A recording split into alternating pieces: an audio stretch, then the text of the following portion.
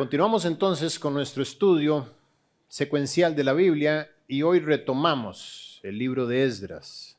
Después de haber hecho un viaje de varias semanas, creo que 7 semanas, por el libro de Esther, hoy volvemos nuevamente al capítulo 7 de Esdras y he titulado esta enseñanza La vergüenza de Esdras. La vergüenza de Esdras. Y vamos directamente a ubicar nuestro lugar dentro del contexto de la enseñanza.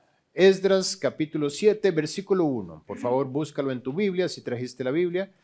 Esdras 7 y hoy vamos a procurar avanzar el capítulo 7 y el capítulo 8. El capítulo 7 empieza de esta manera. Dice, pasadas estas cosas en el reinado de Artajerjes, rey de Persia. ¿Cuáles cosas comenta el autor de Esdras que son las que pasaron? Y voy a enseñarles por un momento una de mis pasiones ocultas, hacer líneas de tiempo. Me encanta, no saben la cantidad de tiempo que invierto yo en esto.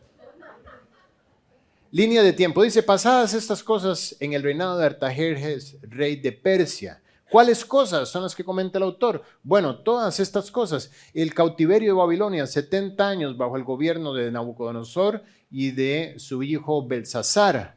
Y después de esto vino Ciro a reinar en el año 539 a.C. Cae el reino babilónico y empieza el reinado de los medopersas. Y Ciro emite un edicto que permite a los judíos regresar a casa y la primera ola de regreso dirigida por Josué y Zorobabel. Hemos estudiado esto dentro de todas estas cosas que dice el autor de Esdras que han pasado. En medio del proceso empieza a reinar Darío y la reconstrucción del templo se termina aproximadamente en un periodo de 22 años con una pausa de unos 15 años porque los enemigos de la construcción intimidaron a los judíos como lo estudiamos anteriormente. Y dice, en el reinado de Artajerjes, rey de Persia, el reinado de Artajerjes fue en el 465, ya habíamos visto que había un espacio de tiempo que no nos podíamos saltar y eso fue lo que hicimos las semanas anteriores. ¿Por qué? Porque en ese espacio de tiempo reinó Asuero sobre todas las 127 provincias y dentro de su reinado encontramos la narración del libro de Esther, que lo acabamos de terminar de ver. Pero continuamos adelante. Ahora sí, en el reinado de Artajerjes, a partir del año 465, es donde estamos ahora. De hecho, 7 años lleva Artajerjes reinando y en este momento aparece en escena un hombre llamado Esdras.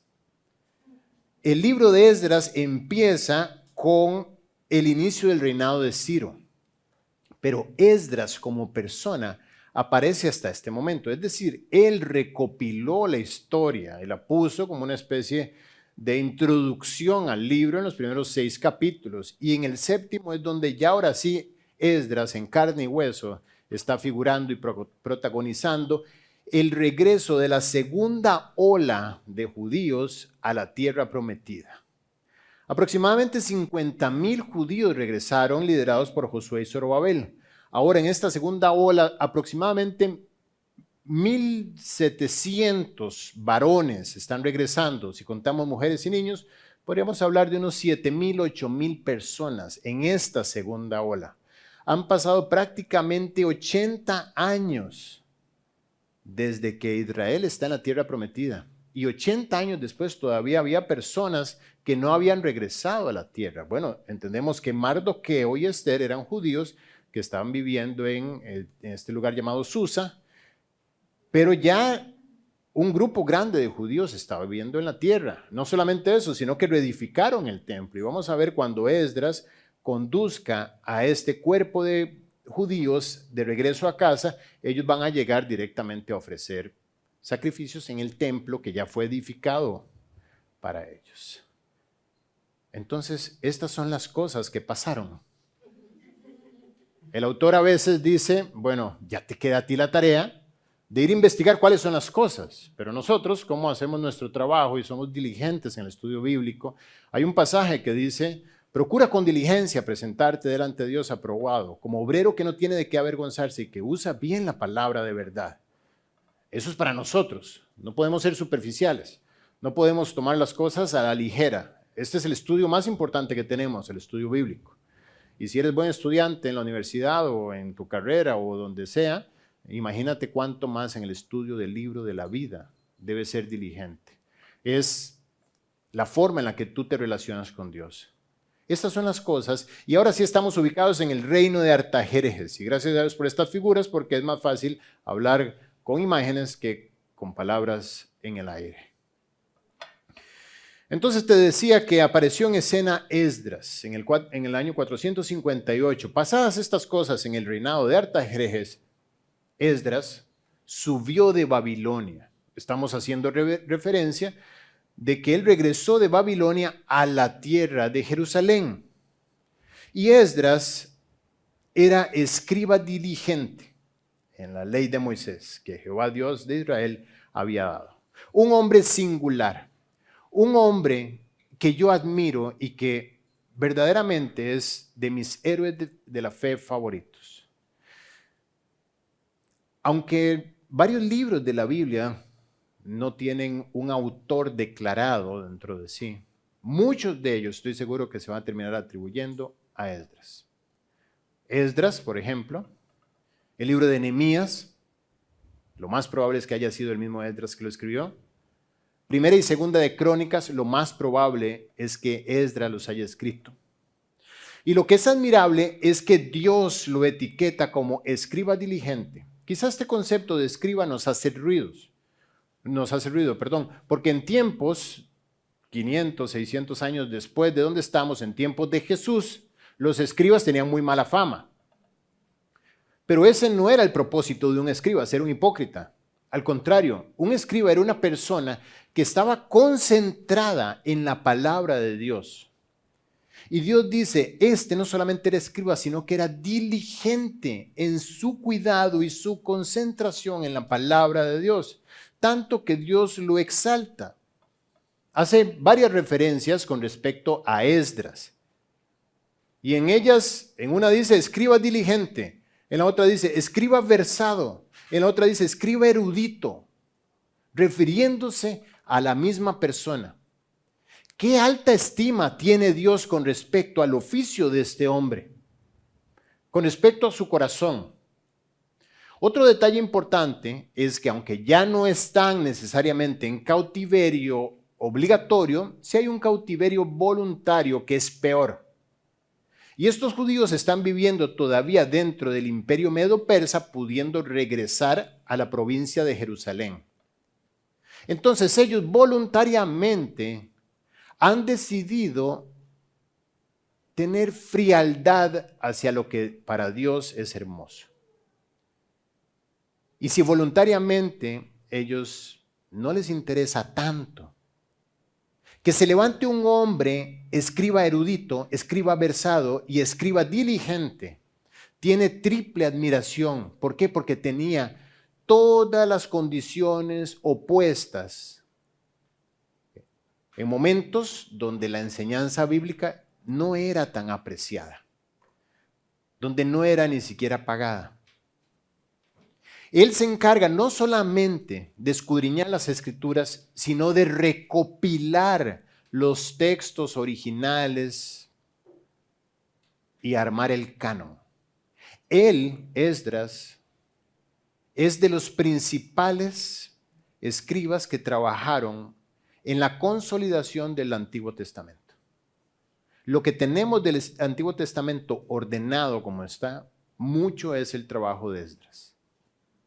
Por eso es de tanta estima delante de Dios. Y cuando Dios le dice escriba diligente, está diciendo que es un apasionado de la palabra de Dios, una persona obediente y una persona además de impecable testimonio, porque el título de escriba, como sabemos, no necesariamente está a la altura de las personas que lo portaban. Había escribas que vivían de muy mala manera en tiempos de Cristo, pero no, era un escriba genuino. Los escribas podían tomar una versión de las escrituras y con una mirada rápida saber si era verdadera o falsa. Ellos eran una especie de control y de chequeo vivo para validar que la escritura no estaba siendo adulterada. Ellos tenían fórmulas donde tomaban y contaban la cantidad de caracteres de una línea y con algunas fórmulas secretas podían distinguir si esa versión había sido adulterada. Hacían conteos también horizontales, verticales y diagonales. Y todo esto le podían decir si la versión no era genuina. Por eso hoy nosotros podemos descansar en que la Biblia es la palabra de Dios. Precisamente por esa especie de control cruzado que hubo a través de la historia de hombres validando que la custodia de la palabra de Dios era genuina. Este es uno de ellos, Esdras. Y su testimonio le abrió puertas. La puerta más importante que le abrió fue delante del rey Artajerjes. Por eso la Biblia empieza diciendo que después de estas cosas, en el reinado de Artajerjes, se levantó un descendiente de Aarón llamado Esdras. Este es el Esdras que vamos a estudiar el día de hoy. Escriba erudito, escriba versado, escriba diligente. Con esos atributos, él estaba destinado, quisiera o no quisiera, al éxito. Cuando tú amas la palabra de Dios y eres diligente en ella, te persigue el éxito. Dice la Biblia, ¿has visto hombre solícito en su trabajo? Delante de los reyes estará y no estará delante de los de baja condición. Y esto se cumplió sobre Esdras. Él tuvo acceso al rey. Y entendemos que entre ellos, aunque no se especifica en la Biblia cuándo ni cómo, hubo una reunión. ¿Cómo lo sabemos? Porque el mismo versículo 6 dice que este Esdras que subió de Babilonia, el rey le concedió todo lo que pidió. Entonces, si el rey le concedió a Esdras todo lo que pidió, quiere decir que hubo una reunión donde Esdras pidió al rey. Y esto es parte de la gracia. Poder estar delante del hombre más poderoso del mundo, antes era Asuero, ahora es su hijo Artajerjes. Y Artajerjes le presta una atención especial a Esdras. Y si pudiéramos ver la mirada de Artajerjes, la actitud de Artajerjes frente a Esdras, el lenguaje corporal de Artajerjes frente a Esdras, te diría que no sabríamos cuál de los dos era el rey. Estoy seguro que la actitud de Artajerjes delante de Esdras era de sumisión, era de admiración.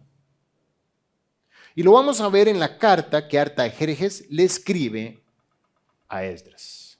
Lo vamos a ver rápidamente y lo vamos a leer de la Biblia porque es un pasaje largo y prefiero leerlo directamente de la palabra de Dios.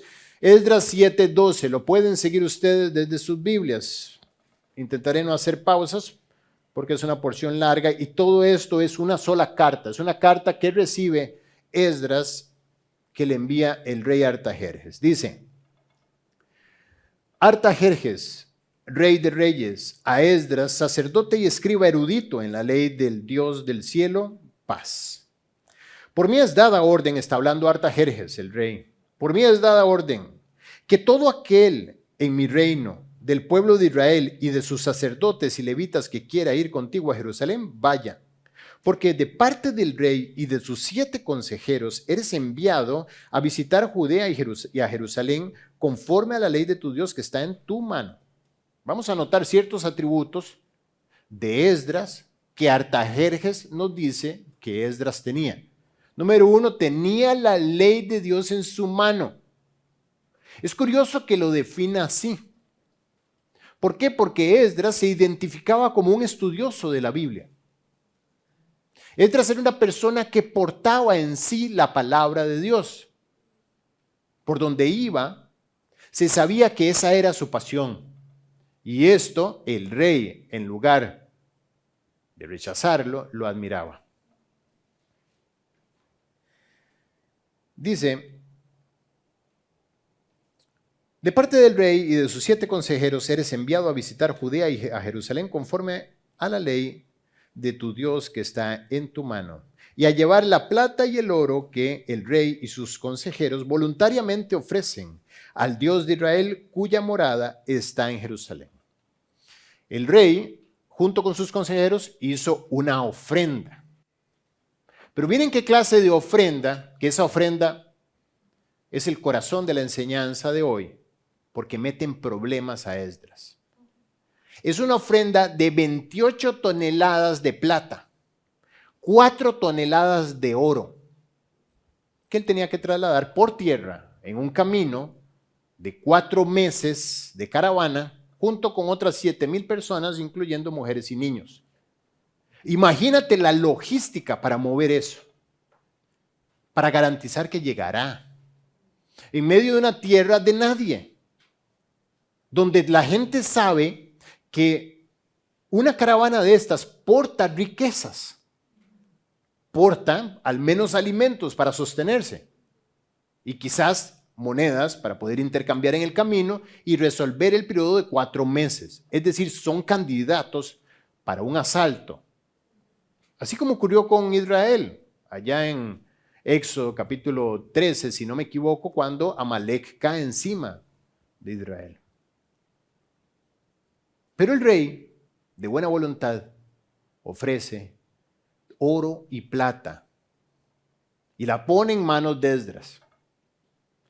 Dice, y toda la plata y el oro que halles en toda la provincia de Babilonia con las ofrendas voluntarias del pueblo y de los sacerdotes que voluntariamente ofrecieren para la casa de su Dios, la cual está en Jerusalén. Comprarás pues diligentemente con este dinero becerros, carneros, corderos y sus ofrendas y sus libaciones, y las ofrecerás sobre el altar de la casa de vuestro Dios, la cual está en Jerusalén. Y lo que a ti y a tus hermanos os parezca hacer de la otra plata y el oro, hacedlo conforme a la voluntad de vuestro Dios. ¿Notan el tono de respeto del rey hacia Esdras?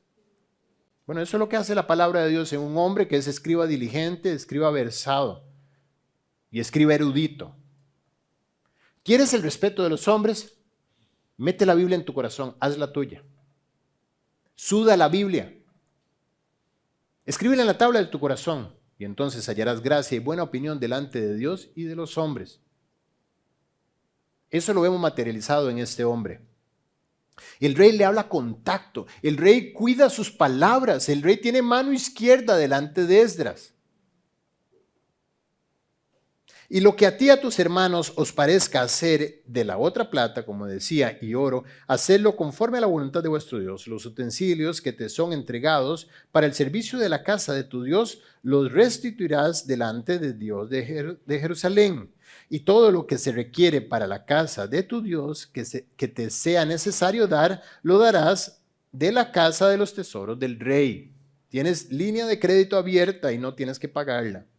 Y por mí, Artajerjes rey, es dada orden a todos los tesoreros que están al otro lado del río, que todo lo que os pida el sacerdote Esdras, escriba de la ley del Dios del cielo, se le conceda prontamente. Es increíble ver un rey al servicio de Esdras.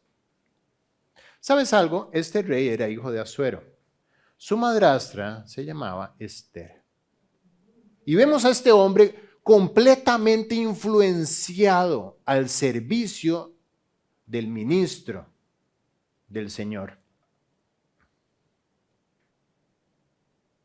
Hasta 100 talentos de plata, 100 coros de trigo, 100 batos de vino y 100 batos de aceite y sal sin medida. Todo lo que es mandado por el Dios del cielo se ha hecho prontamente para la casa del Dios del cielo, pues ¿por qué habría de ser su ira contra el rey, contra el reino del rey y de sus hijos? Y a vosotros os hacemos saber que a todos los sacerdotes y levitas, cantores, porteros, sirvientes del templo y ministros de la casa de Dios, ninguno podrá imponerles tributo, contribución ni renta. Tienes todos los ingresos que desees y no tienes que pagar impuesto. Está con visa SEM. Y tú, Esdras, conforme a la sabiduría que tienes de tu Dios, mira, nuevamente, es que me parece impresionante. ¿Cómo lo admira el rey Artajerjes? Tú, Esdras, se le acerca así como un cachorrito con las orejas abajo y le dice, conforme a la sabiduría que tú tienes, gran Esdras, Pon jueces y gobernadores que gobiernen a todo el pueblo que está al otro lado del río, a todos los que conocen las leyes de tu Dios, y al que no las conoce les enseñarás. Y cualquiera que no cumpliere la ley de tu Dios y la ley del rey, sea juzgado prontamente, sea a muerte, a destierro, a pena o a multa o prisión. Esa es la carta que le envía Artajerjes a Esdras. Esdras entendió que toda esta gracia era producto únicamente de la misericordia, y ahí mismo ora. Si le prestan atención al versículo 28, dice: bendito Jehová Dios de nuestros padres, que puso tal cosa en el corazón del rey para honrar la casa de Jehová que está en Jerusalén, e inclinó hacia mí su misericordia delante del rey y de sus consejeros y de todos los príncipes poderosos del rey. Es cierto, fue gracia, fue misericordia. Pero Esdras es humilde. Y Esdras no quiere reconocer que él tuvo parte en que esto ocurriera. No es una rifa que se pegó él, se ganó él. Allá en mi pueblo dicen que hay ciertas personas que nacen con estrella. Él no nació con estrella. Él pudo haber terminado en una calle también, como un alcohólico o como un indigente. Pero él tomó las decisiones que debía tomar de humillarse delante de la palabra de Dios y someter la prueba sobre todo. Creer al pie de la letra las promesas. Tomarlas, cumplir su parte y esperar que Dios cumpliera la de él. Eso siempre ocurrirá. En el versículo 10 dice que Dios estaba con Esdras. La buena mano de Dios estaba sobre él. ¿Por qué? Porque Esdras había preparado su corazón para inquirir la ley de Jehová y para cumplirla y para enseñar en Israel sus estatutos y decretos. Esdras no solamente leía la Biblia, Esdras estaba preparado y preparándose para poder estudiarla, cumplirla y enseñarla.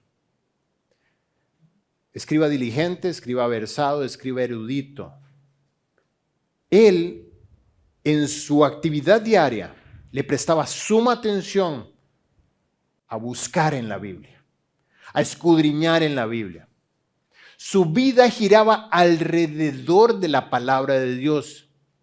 Todas las demás cosas se acomodaban a su tiempo en la palabra de Dios. Hablamos ahora de la ofrenda. Es un medio de gracia, pero todos los medios de gracia tienen la misma particularidad. Y es que no pueden quedar relegados en tu vida a ver cuándo les puedes dedicar tiempo.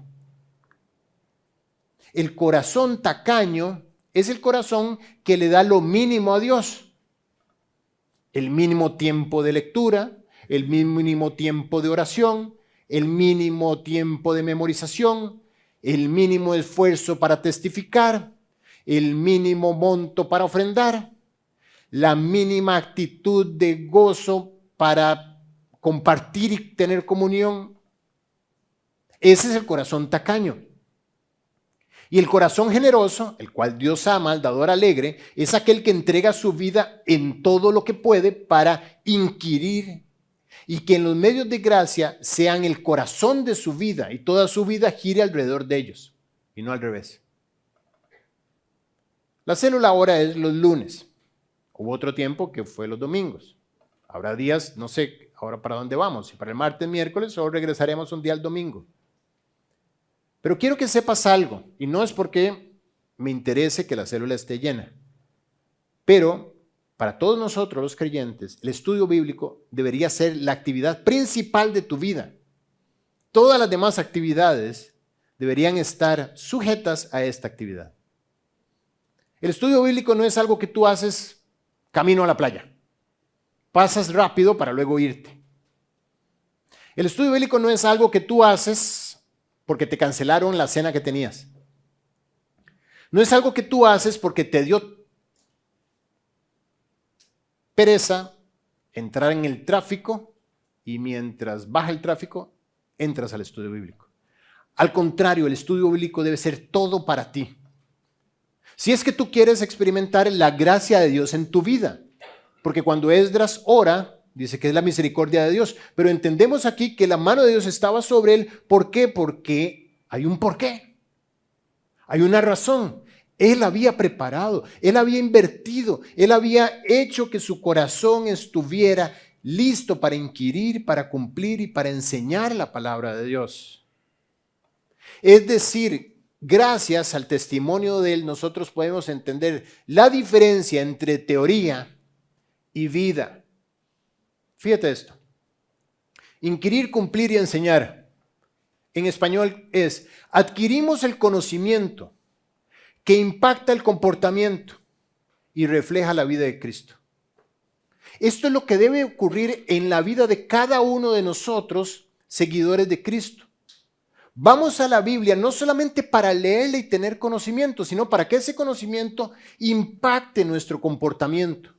Es decir, hoy recibiste una enseñanza con respecto al perdón y mañana tienes la oportunidad de que alguien haga algo en contra tuya. Esa enseñanza solamente va a ser teoría en la cual tú inquiriste, pero todavía no es parte de tu comportamiento porque voluntariamente decides desobedecerla.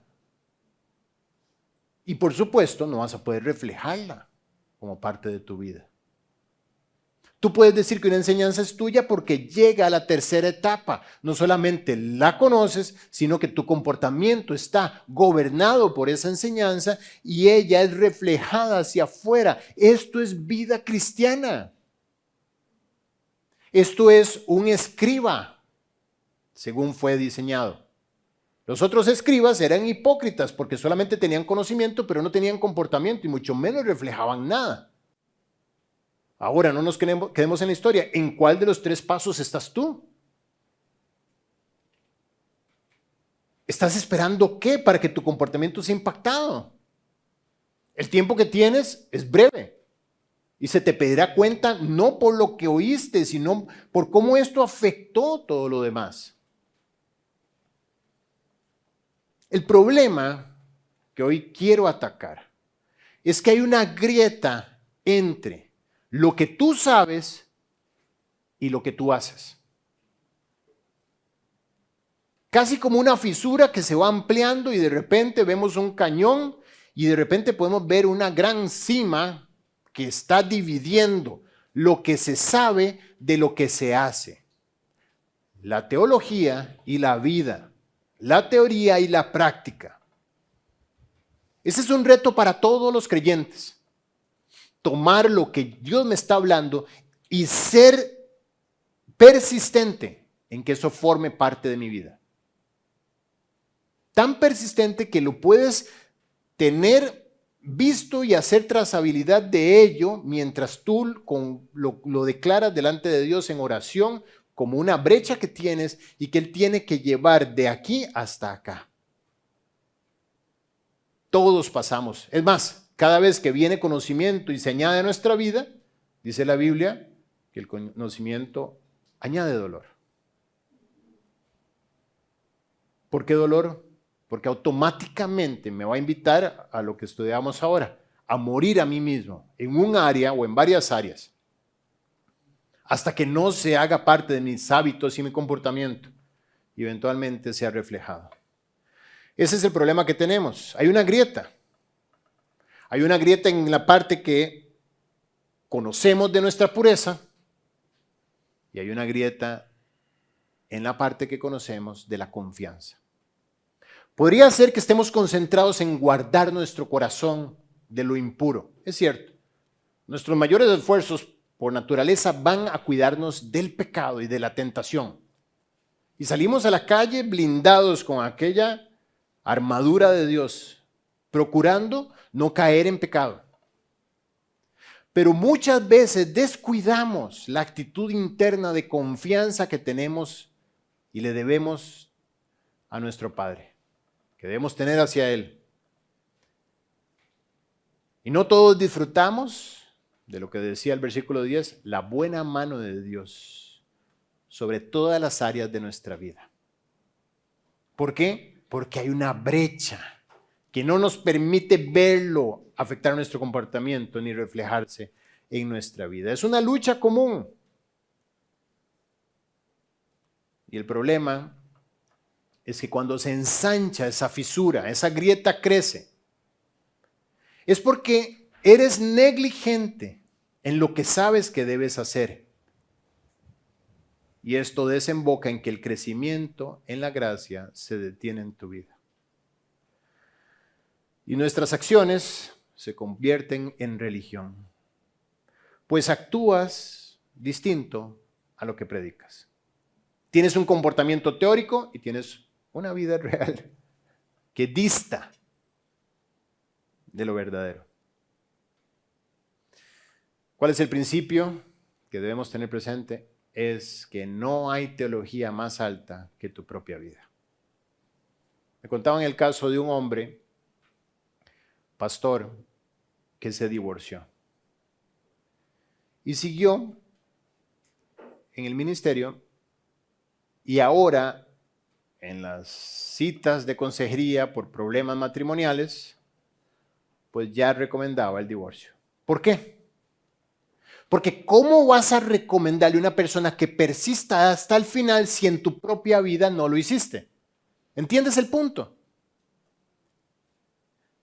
Tu vida le pone techo a la teología que predicas.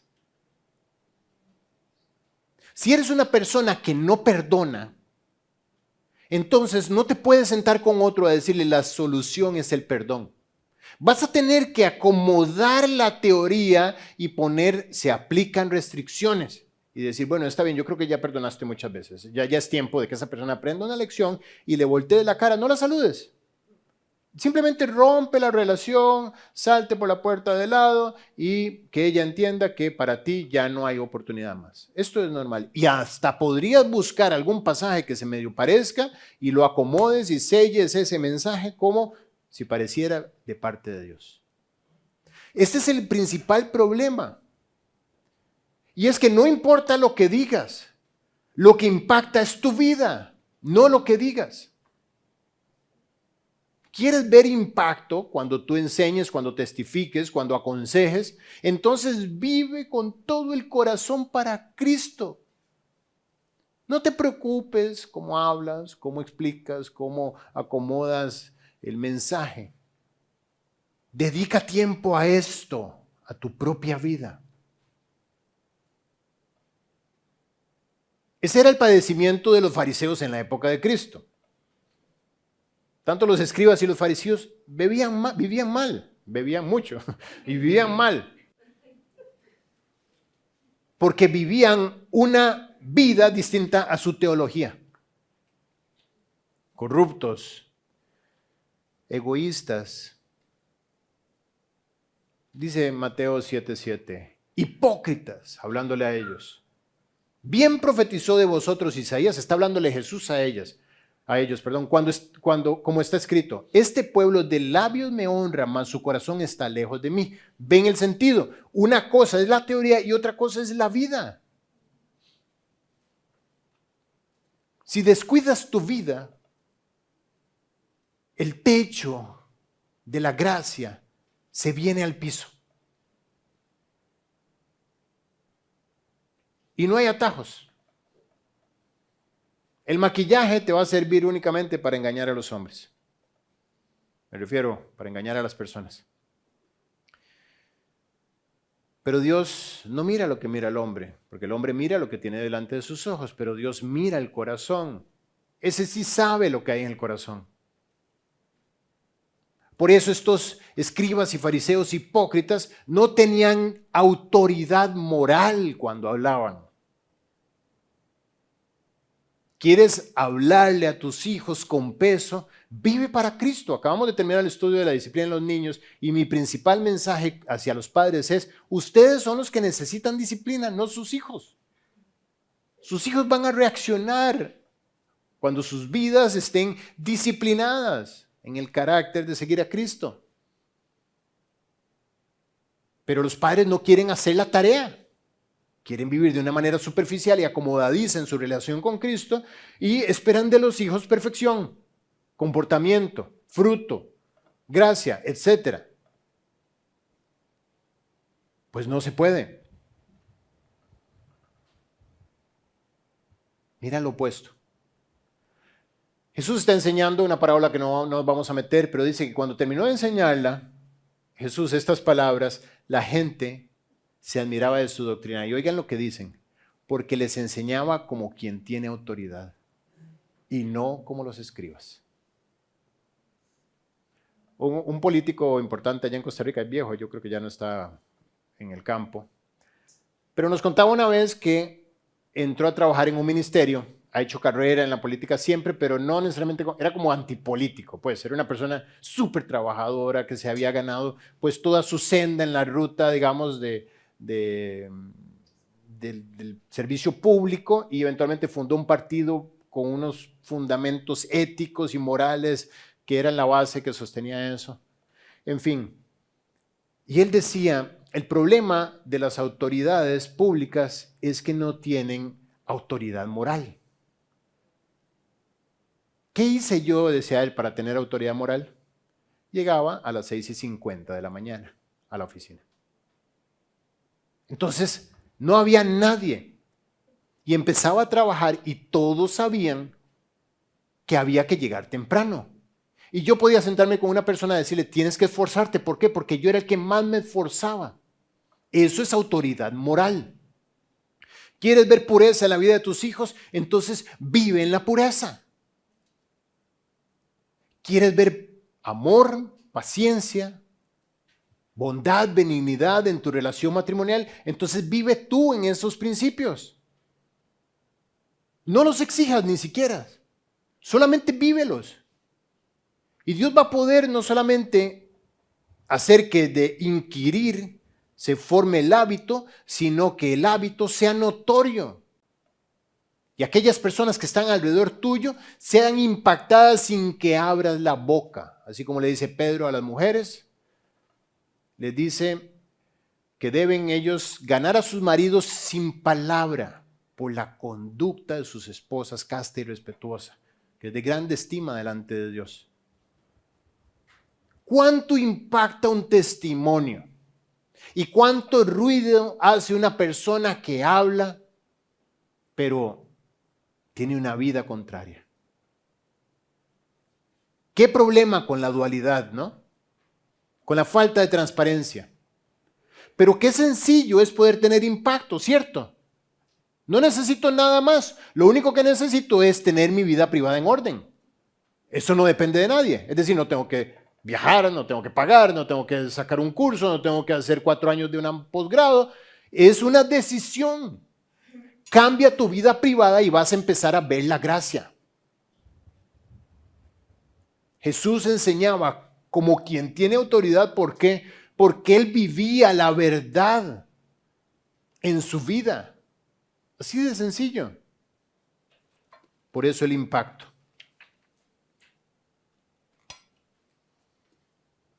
Y si no hay vida, lo que hay es letra muerta. Palabras vacías, aire caliente que sale de la boca. Las piernas del cojo penden inútiles. Así es el proverbio en la boca del necio. Puedes poner en tu boca mucha sabiduría, pero si eres un necio, es lo mismo que las piernas en un cojo. ¿Para qué sirven? Cuelgan inútiles. Yo uso la metáfora porque está en la Biblia. Yo sé que es una metáfora fuerte y grotesca quizás, pero es la forma en la que Dios quiere que tú entiendas que una boca con proverbio no sirve de nada si eres necio. Necedad es voluntad fija en lo que yo quiero y no cedida a Dios en lo que Él quiere. Ese es un necio. Quiero como yo quiera, cuando yo quiera. Ese es un necio. Se le da la advertencia y sigue igual. No cambia, no toma decisión porque es necio, porque es terco. Entonces, su enseñanza no sirve de nada, es inútil. Es decir, las acciones son reflejo de las convicciones. Me dirán, no, Guille, yo tengo muy buenas convicciones, solamente que estoy luchando para vivirlas. No, no, de verdad, he aceptado la enseñanza que dice que debo perdonar, pero estoy en el proceso de perdonar. No. O sea, tus acciones son directamente influenciadas por tus convicciones.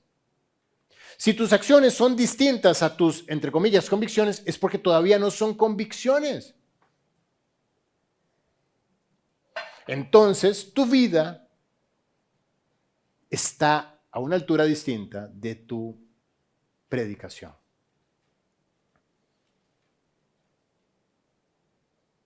¿Qué diferencia entre lo externo y lo interno?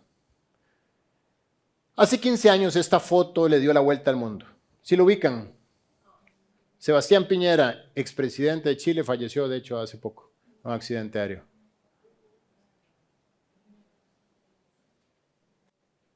$33 mineros quedaron atrapados a 700 metros de profundidad durante 69 días. Nadie sabía si estaban vivos o estaban muertos. Solo sabía que habían quedado en la profundidad de aquella mina, atrapados. Enviaron una sonda y cuando subieron esa sonda, vino este papel. Estamos bien en el refugio de los 33. La alegría del presidente es la alegría del mundo entero. Yo me gocé. Era una angustia general de lo que estaba ocurriendo. 33 hombres, imagínate la cantidad de familias, 33 afectadas directamente, malas, indirectamente afectadas, niños con sus padres ahí, esposas con sus padres atrapados, no sabían lo que estaba pasando. Y sin embargo llega una notificación al exterior de lo que está ocurriendo en el interior. Lo mismo ocurre en nuestro corazón. El día que recibiste a Cristo, el Espíritu Santo de Dios fue a tu corazón. Pero ¿cómo sabemos si está ahí viviendo? Porque en el exterior hay notificaciones. ¿Cuáles son estas notificaciones? Las obras que Él construye, tu transformación. Si tu vida sigue igual que antes, entonces ¿dónde está la vida viviendo dentro? No está. O tú mismo estás violentando para que este proceso de transformación sea lento. Recuerda, tu vida es el techo de tu predicación. Eso es lo que trae autoridad moral y como decíamos, Jesucristo les enseñaba como quien tiene autoridad y no como los escribas. ¿Qué tiene que ver esto con Esdras? Esdras es el ejemplo de la vida que refleja el comportamiento que fue formado por la palabra de Dios que inquirió. Quizás me dirás, bueno, Guilla, está con el favor del rey. Está en un momento donde todas las cosas se le ponen. Mira, imagínate, ¿cuántas toneladas me dijiste? 28 de plata y 4 de oro. Pues yo creo que de esta manera no hay forma de averiguar qué es lo que está ocurriendo en el interior de su corazón. Bueno, pues Dios nos permite. ¿Sabes cómo? ¿Cómo Dios te permite a ti saber qué está ocurriendo en el fondo de tu corazón? Adivinen. El que adivina, le regalamos una galleta. Las pruebas se las ganó mi esposa. Por eso es que yo me casé con ella. Por eso me casé con ella, exacto. Las pruebas. Las pruebas es la sonda que baja hasta donde están los 33 a averiguar si hay algo. Mira Deuteronomio 8. Y te acordarás de todo el camino por donde te ha traído Jehová tu Dios estos 40 años en el desierto, para afligirte, para probarte, para saber lo que había en tu corazón, si habías de guardar o no sus mandamientos. Las pruebas es para ver si hay algo escrito en el corazón. Es como ir a buscar petróleo. Envían la sonda a ver si sale petróleo. ¿Qué sale cuando estás en prueba? Sale temor, sale angustia, sale desesperación, sale queja, sale llanto, sale pataleo, sale moco, pactada, pellizco y pescozón. ¿Qué sale? O sale una acción de gracias, sale una oración, sale una alabanza. Bueno, gracias a Dios por las pruebas que nos permiten ser revisados, porque de otra forma no sabríamos qué está ocurriendo allá abajo, donde se supone que están los 33. ¡Qué bendición las pruebas! Dice la Biblia que Esdras entonces, fortalecido por la mano de mi Dios sobre mí, reuní a los principales de Israel para que subiesen conmigo a Jerusalén. Nos vamos de Babilonia. El favor del rey está con nosotros, nos ha dado todo lo que necesitamos, nos ha cargado de bienes, de animales. Vamos 7,000 personas, una caravana gigantesca. Esto va a ser una excursión increíble, pero tenemos un detalle.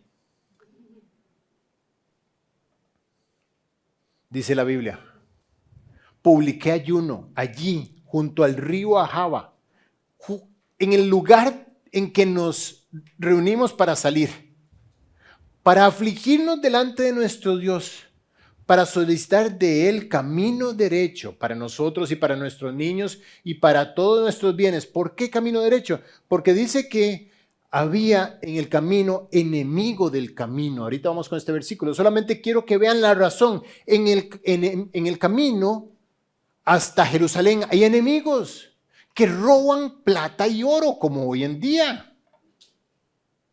Eso no solamente ahora.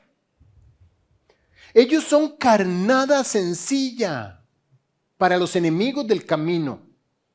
Y Esdras, cuando ve esa caravana, cuando ve esa cantidad de oro y plata, se da cuenta de algo. No tiene equipo de seguridad. No tiene armamento. No tiene escolta. No tiene GPS, no tiene radios, no tiene motos, no tiene caballos. Esdras es un hombre de la Biblia, pero no un encargado de mudanzas, y mucho menos experto en traslado de valores.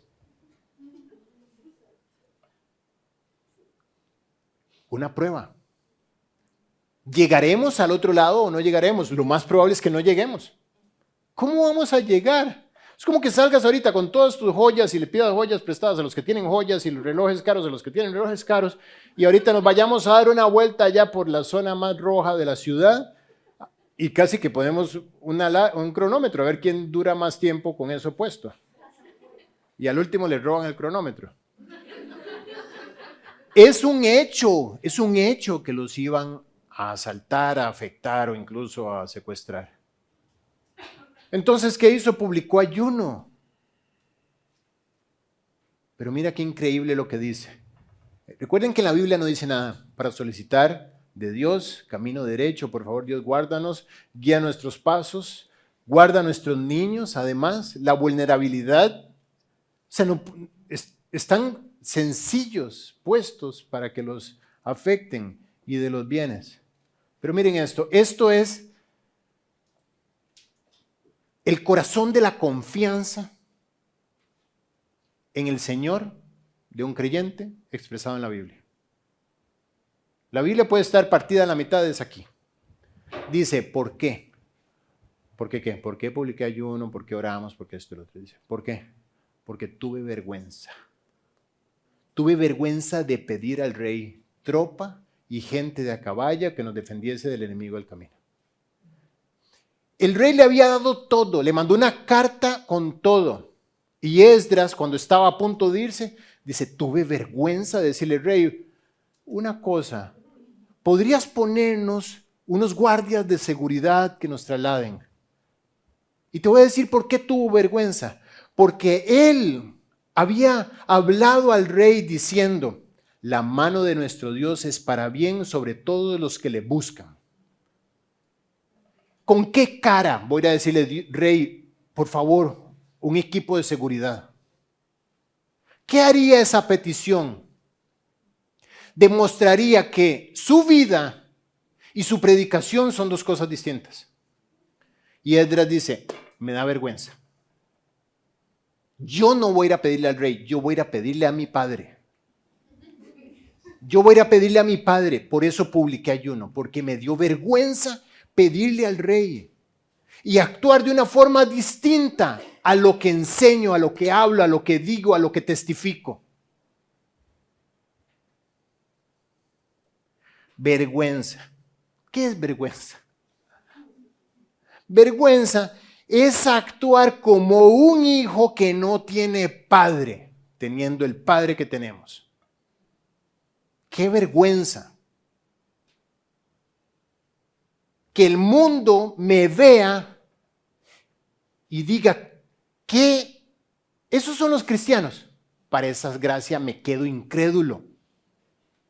Eso debería dar vergüenza. Vergüenza es negar con mis actitudes el carácter fiel y amoroso del Dios de los cielos. ¿Por qué? Porque en el momento de la prueba empieza el lloriqueo porque Dios se desapareció de la escena, estoy a la deriva, me voy a hundir. Y el mundo observa y dice, no era tan cierto aquello que predicaba. Esa es la vergüenza que tiene Esdras.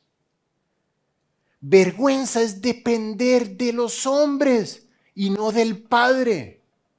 Vergüenza es depender de un salario y no del Padre. Vergüenza es esperar una bonificación y no esperar al Padre. Vergüenza es esperar que alguien me ayude para entrar a un puesto de trabajo y no buscar al Padre. ¡Qué vergüenza pedir a otro que no sea el Padre! ¿Qué es pedir? Ya que estamos en esto. Pedir es todo lo que no sea ir al Padre. Por ejemplo, tomar deuda. No puedo esperar la voluntad de Dios, entonces, por favor, alguien que me ayude. Women, por favor, 20 pesitos. Tiene 20 pesitos, brother. Sálvame, que perecemos. Eso da vergüenza, pedir, según Dios. No, pues es mi amigo, es mi compa, mi pana, mi compadre. Esdras no vivía en ese mundo de afectar el carácter de Dios por andar viendo cómo me resuelvo la vida. Pedir es aceptar o dar coimas, corrupción. Ver cómo yo me gano un negocio tratando de hacer por debajo, por detrás o por los lados algún tipo de regalía que ofende el carácter de Dios y dice, ¿no crees que soy yo el que te puedo dar a ti el sostenimiento y tienes tú que ir y pagar una coima por debajo para ganarte tú la vida y abrirte tú el sendero porque no soy yo el que te abre un sendero? No, hombre. Dice Dios, no te echo solo porque ya yo juré que no te abandonaría. Por mi carácter, pero hijo, por favor, ¿qué te pasa? Estás viviendo como si no fueras hijo mío. Estás actuando como si yo no existiera. ¿Qué te pasa? Pedir es producir lástima. Flor. Mira el hueco. Ya todos comieron. No van a hacer nada ahora. ¡Qué vergüenza! ¡Qué vergüenza que la gente sepa que necesitas influenciándolas para que te den! ¡Qué vergüenza! Perder la dignidad real a cambio de cualquier tontería. ¡Qué vergüenza! Entonces, ¿qué hago, Guille? Entonces arrodíllate y dile, Padre, mira el hueco del zapato. O sea, ya se me rompió la media. Padre, tenemos que pagar, tenemos que hacer, tenemos que cubrir. Padre, tú eres el dador. Tú eres el todopoderoso. Tú eres el que sostiene mi vida, el que me llamó para adoptarme como hijo, para tener cuidado de mí. Padre, mira, aquí están las cuentas. Pero la tarjeta de crédito no existe, porque qué vergüenza echar mano de un recurso que le quita la gloria a Dios y que solamente te mete en problemas para entre 30 y 45 días, depende de la fecha corte. Para que termines pagando un interés entre el 12%, en el mejor caso 48%, y un financiamiento que va a ser eterno. Qué vergüenza, ¿no? ¿En cuántos detalles puedo estar yo viviendo como un hijo del diablo siendo un hijo de Dios? Actuando como un hijo de este mundo, teniendo la oportunidad de decir, no, Dios, tú eres el que me va a vestir, tú eres el que me va a alimentar, tú eres el que me va a educar, tú eres el que me va a poner un techo, tú eres el que me va a hacer viajar, tú eres el que va a cuidar de mi salud, tú eres el que me va a sostener la vida para la gloria de tu nombre. Para que este mundo al verme diga, Dios existe, porque la vida de este hombre demuestra que los milagros están vigentes hoy en día. Qué vergüenza esperar en la ayuda del hombre y no en la ayuda del Padre. Eso es una vergüenza. Vergüenza es no vivir como un hijo de Dios, sino como un huérfano. ¿Con qué cara iba a ir Esdras a decirle, rey, ayúdame? Dice, no lo voy a hacer porque habíamos hablado al rey diciendo, la mano de nuestro Dios es para bien sobre todos los que le buscan. Y si yo lo busco, entonces su mano es para bien. ¿Qué me iba a decir el rey? Me iba a decir, Esdras, pero lo que me dijiste, que él iba a estar contigo porque tú supuestamente lo buscas y ahora tú necesitas entonces un equipo de seguridad. Qué fuerte, ¿no? ¿Qué nos llevamos para la casa? 5 puntos. El primero, afírmate en lo que crees. No solamente teoría, sino afirmarse es vivirlo. Si sigues a Cristo, actúa como Cristo. Vive en la pureza como se debe, no solamente de la boca para afuera. Afírmate en lo que crees, sobre todo en medio de la presión externa, en medio de la prueba. Que la prueba sea la oportunidad para que todo el mundo sepa lo que crees y no lo que dejaste de creer por el fuego de la prueba. Número 2, corta toda posibilidad de tropiezo. Cuando yo pasé hace 5 años a tiempo completo, tenía 2 tarjetas de crédito, las 2 negras, las 2 Infinite, $60,000 entre las 2, y lo primero que hice fue crack. ¿Por qué? Porque yo sabía lo que se venía. Y esos plásticos me iban a quitar la oportunidad de rogarle a Dios que me sostuviera. Qué vergüenza no ir a mi padre a ir a pegar un tarjetazo. Corta toda posibilidad de tropiezo. Todas aquellas opciones que tienes a mano que son vergonzosas, quítalas para que solamente tu padre pueda meter la mano y sacarte del agua. Número 3, encamina la ansiedad hacia Cristo en oración. La oración es el oxígeno. Sin oración te asfixias. Tírale a los pies de Cristo toda tu ansiedad. Echando toda vuestra ansiedad sobre Él porque Él tiene cuidado de vosotros. Ahí sí puedes ir a pedir, ahí sí puedes ir a producir lástima, ahí sí puedes ir a llorar, ahí no hay vergüenza. Ese es el lugar. Pero eso sí, cuando salgas de ahí, unge tu cabeza. Dice Mateo 6. Que nadie se dé cuenta de que estás padeciendo. Sal como un príncipe, porque si no, qué vergüenza. Número 4, escoge antes morir en obediencia que vivir en desobediencia. Acuérdate de aquellos grandes héroes. ¿Qué dijo Esther? Y si perezco, que perezca. Sadrach, Mesach, Abednego, ¿qué dijeron? Y si no, sepas, oh rey, que me quemo. Pero yo no me voy a arrodillar delante tuyo. Prefiero morir en obediencia, ¿sí?, que vivir en desobediencia. Si recuerdas a Juan y a Pedro saliendo de aquel calabozo donde fueron golpeados y azotados, exacto. dice que salieron gozosos. Iban por la calle, se empujaban uno al otro, chocaban, hacían así, hip, hip, hurra, gritaban, por haberse, dice la Biblia, por haber sido tenidos dignos de padecer afrenta por causa del nombre. Pedro, pero tú estás sangrando y yo no. Padeciste más tú que yo. Sí, pero a mí me dieron 30, a ti te dieron 40. Bueno, sí, pero el mío estaba muy flaco, el tuyo era un hombre grande. Yo quería padecer más. Mejor morir en obediencia. Prefiero morir esperando a Cristo que estar arrodillado esperando al hombre.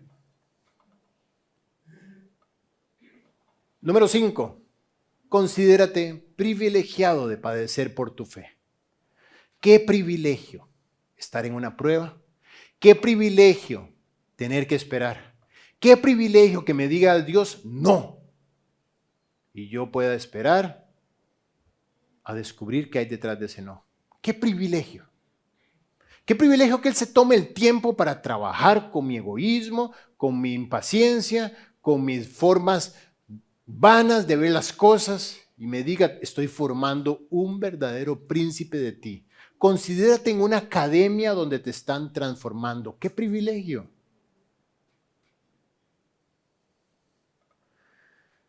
¿Qué pasó al final? Esdras 8:23. Ayunamos pues. Sencillo, esa es la historia de un hombre que vive para Cristo. Ayudamos pues y pedimos a nuestro Dios sobre esto y Él no fue propicio. Y ya. Dice, y llegamos al otro lado. 4 meses de caravana sin problema. Pesamos el oro, la plata, los utensilios y todos nuestros bienes los pesamos y los distribuimos entre los hombres. Cuando llegamos a Jerusalén, 2 días después, llamé a cada uno de los que les entregué, peso, sumatoria total la misma que la sumatoria inicial, con lo cual no se perdió nada. Dios fue propicio. Llegamos a casa sin problemas, sin haber hecho el ridículo. Esa será la marca cuando esperas en Dios. Recuérdate, el león ruge, pero ya fue vencido. Solamente ruge y paraliza a la víctima, pero el león no puede hacer nada porque tú estás en las manos del Señor. Si es que estás en las manos del Señor. Si tú no estás en las manos del Señor, tu corazón te lo dice, porque no lo conoces. Has escuchado de Cristo de lejos. Sabes que Él existe y que te está llamando y que te está buscando, pero no tienes una relación personal con Él. Entonces te quiero decir algo, sí estás en problemas. Estás con un pie en el fuego eterno del infierno. ¿Por qué? Porque la paga del pecado, el pecado que has cometido, es la muerte eterna de tu alma. Y eso ocurre en un sitio separado de Dios para siempre, en el fuego eterno del infierno.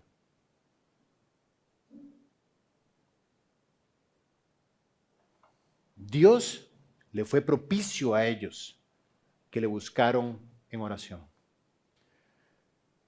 La buena noticia es que dice la Biblia que Jesús es la propiciación por nuestros pecados. Nuestros pecados deben ser pagados. O los pagas tú eternamente en el infierno, o recibes la propiciación por tus pecados que fue Jesús. Te intercambias con Él. Él en la cruz tomó tu lugar para que tú pudieras ser libre de tus pecados. Así de sencillo. Simplemente aceptas el regalo de la salvación que Él compró en la cruz por ti. Es el pago propicio. No hay nada que tú puedas hacer para pagar. Solamente Él es la moneda perfecta con la que la cuenta puede ser pagada. Pero tienes que aceptarlo como tu Salvador. Si lo rechazas, entonces tendrás que pagar tú eternamente. Esa es la buena noticia del Evangelio, pero es la mala noticia de nuestra terquedad. Todo hombre que está en el infierno está ahí por orgullo, porque no quiso aceptar el regalo de la salvación, pues pensó que él podía sin Dios. para un día descubrir que se cerró la puerta y para siempre estar en la celda eterna del fuego que nunca se apaga. Esta noche tú puedes recibir a Jesús como tu Salvador, pedirle perdón por tus pecados, aceptar el regalo de la propiciación que Él hizo en la cruz para que tú fueras libre. Pero tienes que hacerlo, tienes que aceptarlo. ¿Cómo lo haces? Bueno, dice la Biblia que si confesares con tu boca que Jesús es Dios, es el Señor, y creyeres en tu corazón que Dios lo levantó de los muertos, vas a ser salvo. Eso es todo lo que tienes que hacer. Pedirle en oración, reconociendo que Él es Dios y que resucitó después de pagar tus pecados. Dice la Biblia, he aquí yo estoy a la puerta y llamo. Si alguno oye mi voz y abre la puerta, entraré a Él y cenaré con Él y Él conmigo. Esa es la promesa del Dios que está en este momento tocando la puerta de tu corazón, diciéndote, ábreme, ábreme. Quiero entrar a tener una relación personal contigo. ¿Cómo sabes que necesitas esa relación personal? Porque en este momento, desde el fondo de tu corazón, tu conciencia te está diciendo, no tienes relación con Dios y estás perdido para siempre. Este es el momento. Dice la Biblia, he aquí hoy el día de salvación. Si quieres ser salvo, esta es la mano de Dios extendiéndose hasta tu vida para salvarla. Repite conmigo, si quieres ser salvo, toma esta oración que yo voy a hacer y hazla tuya. Repetir por repetir no te va a salvar, pero toma esta oración y dísela tú a Dios desde el fondo de tu corazón. Dios, soy un pecador y te quiero pedir perdón. Tú lo sabes, las manchas de mi vida se han impregnado en mi alma. Y yo sé que esto produce división entre tú y yo. No lo puedo cambiar. Solamente puedo doblegarme ahora mismo delante de ti y pedirte perdón, reconociendo que en la cruz todos mis pecados fueron pagados con la muerte de Cristo, para que yo hoy sea lavado de cada una de mis manchas. Reconozco que Jesús fue inocente, pero decidió morir culpable para que yo saliera inocente. Él pagó por mí. Lo acepto y quiero recibirlo en mi corazón, con lo cual te abro la puerta para que entres, para que laves mi vida de adentro hacia afuera y me des una vida nueva. Úsame, por favor, para que otros te puedan conocer. Marca mi vida. Pon un antes y un después de esta noche y que el mundo pueda ver que estás vivo al verte en mi vida. En el nombre de Jesús. Amén.